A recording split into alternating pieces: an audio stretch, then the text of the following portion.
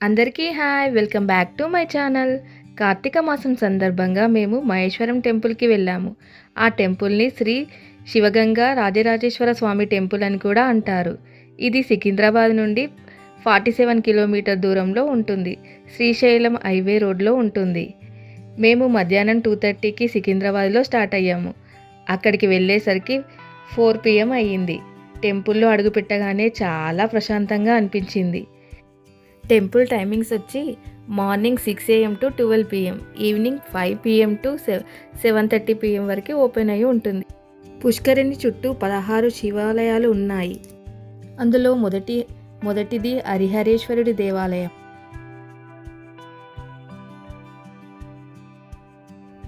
రెండవది మల్లీశ్వరుడి దేవాలయం. మూడవది అవిముక్తేశ్వరుడి దేవాలయం. ఇక్కడ మధ్యలో అర్ధనారీశ్వరుడి విగ్రహం చాలా బాగుంది.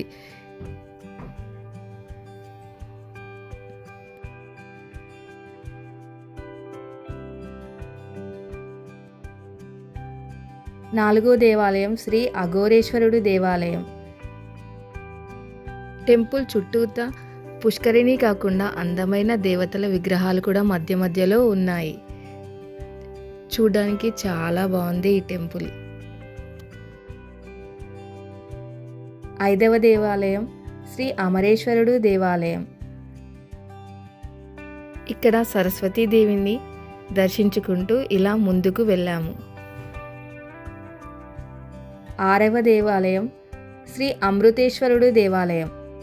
ఇలా 16 శివలింగాలని నాతో పాటు మీరు కూడా చూసేయండి. టెంపుల్ హిస్టరీ వచ్చి సుమారు 400 సంవత్సరాల క్రితం గోల్కొండ నవాబ్ తానీషా ఆస్థానంలో మంత్రులుగా ఉన్న అక్కన్న మాదన్నలు ఈ ఆలయాన్ని నిర్మించారు అని చరిత్ర చెబుతోంది. ఈ పుష్కరిణి 500 అడుగుల పొడవు, 250 అడుగుల వెడల్పుతో చాలా విశాలంగా చతురస్రాకారంతో ఉంటుంది. మధ్యలో మొదటి అంతస్తులో శ్రీ రాజరాజేశ్వరి అమ్మవారు, రెండవ అంతస్తులో రాజరాజేశ్వరుడు కొలువై ఉన్నారు. 16 శివాలయాల్లో ఉన్న శివయ్యని దర్శనం చేసుకొని మూల విరాట్ అయిన రాజరాజేశ్వరిని కూడా దర్శనం చేసుకున్నాము. మూల విరాట్కి చాలా చక్కగా అభిషేకం చేసే భాగ్యం మాకు లభించింది. అభిషేకం చేసుకొని మూల విరాట్ని దర్శనం చేసుకున్నాము. తర్వాత కింద అంతస్తులో ఉన్న అమ్మవారి దర్శనం కూడా చేసుకున్నాము.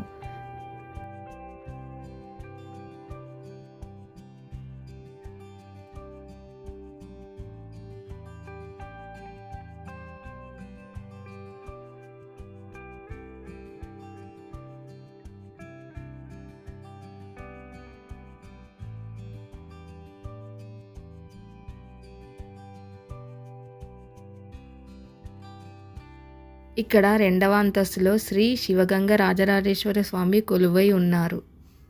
సాయంత్రం పుష్కరిణిలో దీపాలు వదిలాము. తర్వాత చీకటి పడిందని మా స్వస్థానానికి తిరుగు ప్రయాణం మొదలుపెట్టాము. Thank you for watching.